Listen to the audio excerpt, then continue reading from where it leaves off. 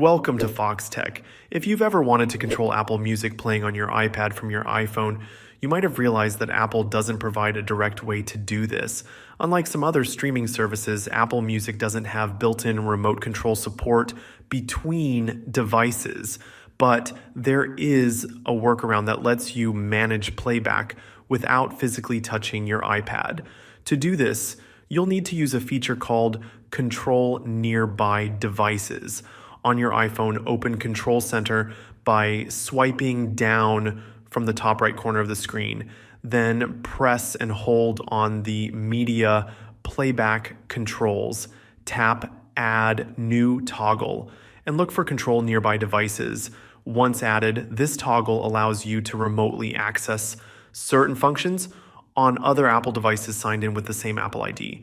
If your iPad is logged into the same Apple ID as your iPhone, it should appear as a controllable device when you tap the toggle. From there, a menu will show you what controls are available.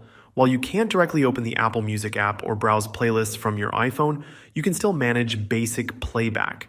This means you'll be able to play, pause, and skip tracks, which is useful if your iPad is playing music in another room and you don't want to walk over to it.